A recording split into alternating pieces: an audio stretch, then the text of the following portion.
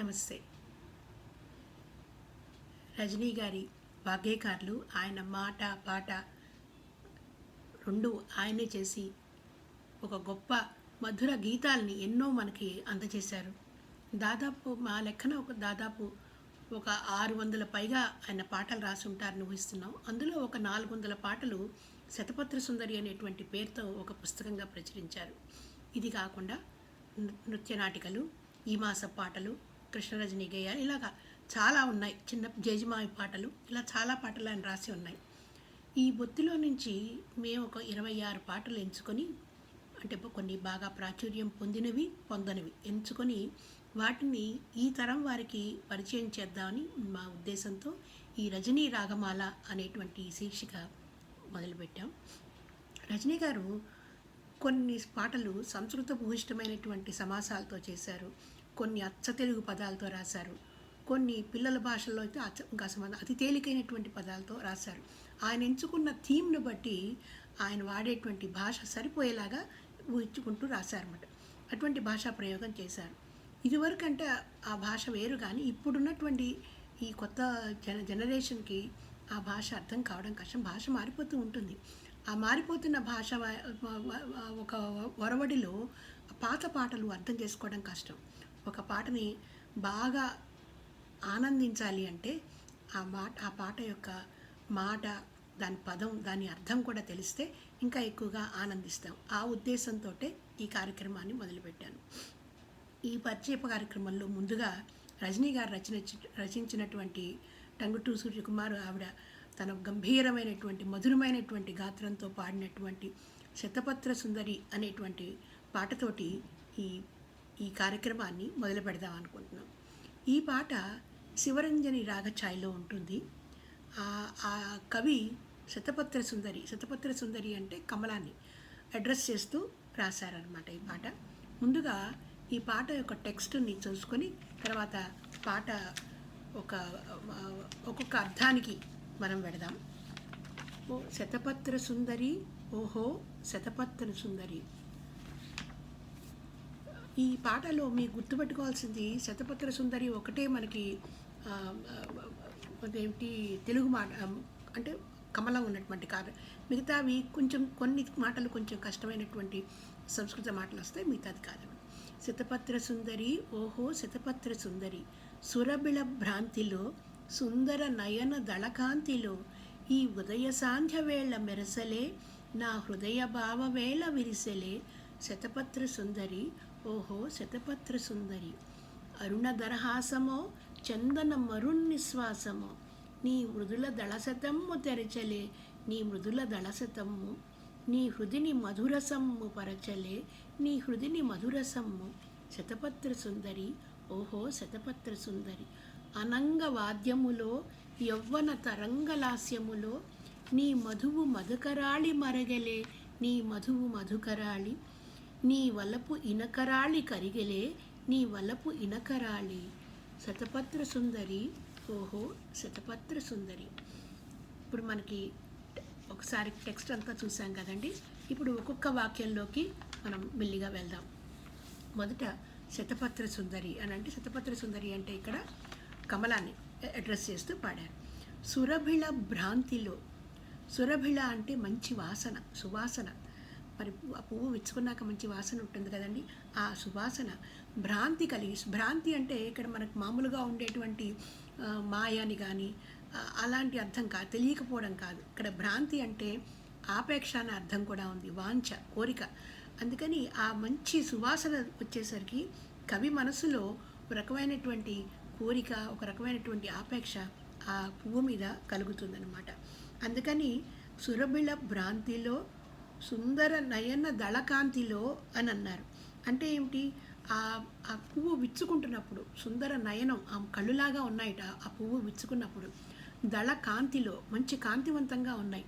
ఆ సుందర నయన దళకాంతిలో శతపత్ర సుందరి, ఓ శతపత్ర సుందరి. అంటే ఇక్కడ మనకి కవి సెన్స్ ఆఫ్ సైట్, మనం చూడడము, వాసన, మంచి వాసన, ఈ రెండూ కూడా ఆయన మనకి ఈ కోరిక కలగజేసేందుకు కారణమవుతున్నాయనేటువంటి విషయాన్ని మనకి ప్రజెంట్ చేశారనమాట. ఈ ఉదయ సాంధ్య వేళ అని అన్నారు. ఉదయ సాంధ్య వేళ అనంటే మనకి సంధ్యలు 2 ఉన్నాయి కదండి. ఉదయ సంధ్య, సాయం సంధ్య. మరి కమలం విచ్చుకుండేది ఉదయ సంధ్యే కదా. అందుకని ఉదయ సాంధ్య వేళ మెరసెలే నా హృదయ భావ వేళ విరిసెలే అని అన్నారు. ఇక్కడ కవి ఉద్దేశం ఇక్కడ హృదయ భావ వేళ విరిసెలే. వేళ కాదండి. వేళ అంటే టైం, కాలం. వేళ అంటే ఇక్కడ వేళ అంటే ఏంటంటే చిలియలు కట్ట, లేకపోతే పొలిమేర అనుకోవచ్చు. కానీ ఇంకో అర్థం కూడా ఉంది, ఉప్పెన అని. అంటే హృదయ భావ వేళ విరిసెలి, ఉప్పెనలాగా భావనలు నా హృదయంలో విరిశాయి. ఈ ఉదయ సాంధ్య వేళ నీ కమలం యొక్క కాంతులు, నయన కాంతులు మెరిసేసరికి నా హృదయంలో ఉప్పెనలాగా భావన విరిశాయి అని చెప్పి కవి అక్కడ అంటున్నాడు. ఇక్కడ ఇంకొక పాయింట్ ఉందండి. కవి అక్కడ మనకి ఆ పాట పాడుతున్నప్పుడు స్వరంలో, ఆయన కవి, ఆయనే సంగీతకారుడు కాబట్టి ఆయన ఆ స్వరంలో కూడా ఆ ఉప్పెన, ఆ భావన ఆయన ప్రజెంట్ చేశారు. ఒక్కసారి వినండి ఈ చిన్న ముక్క.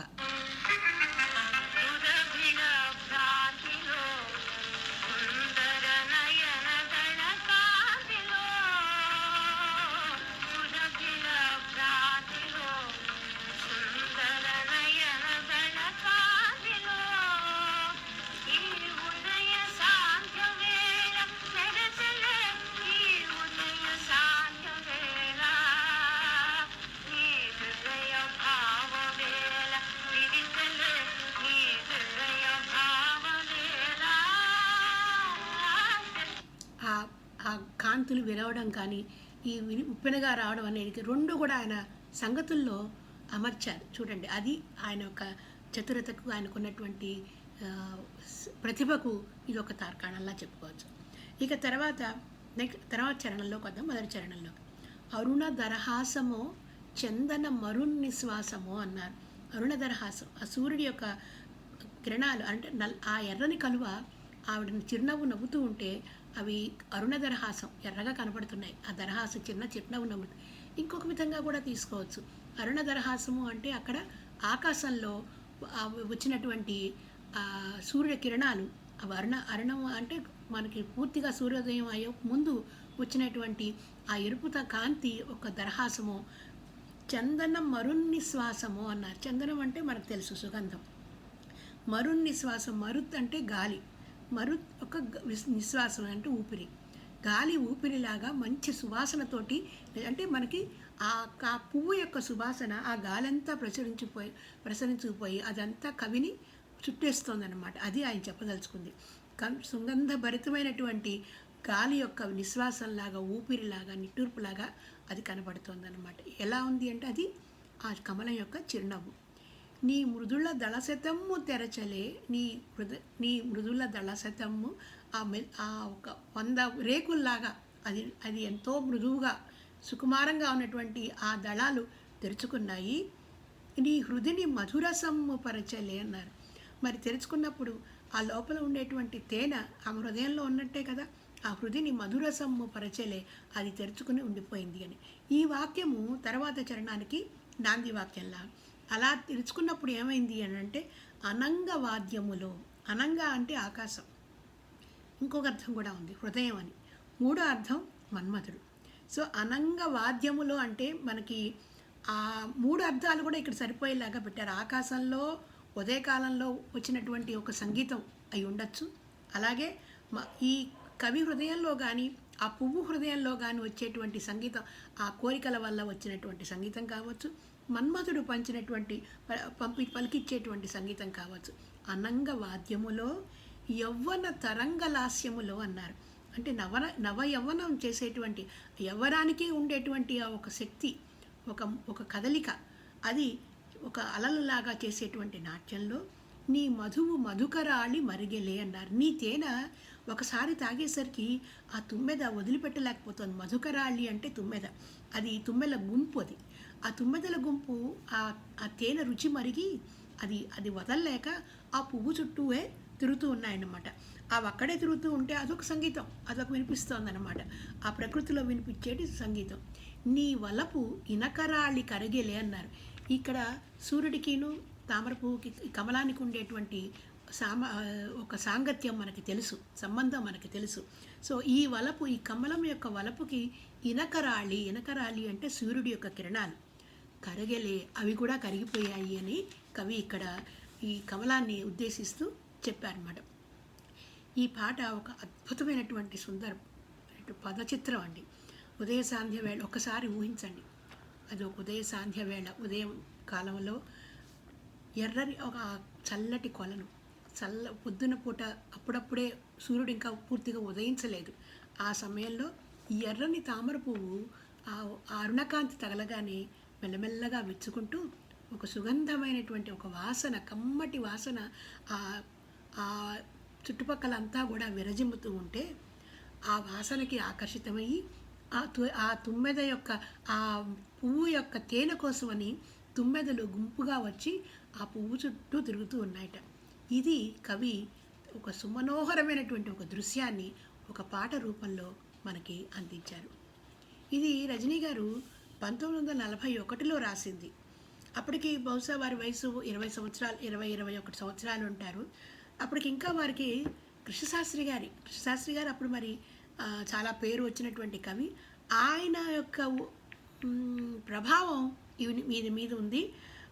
అప్పటికింకా ఆయన కాల్పనిక భావకవిత్వ ఉద్యమం నడుస్తూ ఉంది కాబట్టి ఆ కాల్పనిక భావకవిత్వ ఉద్యమం యొక్క ప్రభావం కూడా రజనీ గారి మీద ఉండబట్టి ఈ పాట వచ్చింది. అప్పటికి కూడా ఆయన తన సొంత గొంతుకే వినిపించారు కానీ ఎక్కడా ఏది అనుసరించలేదు. ఒకసారి పాట వినండి.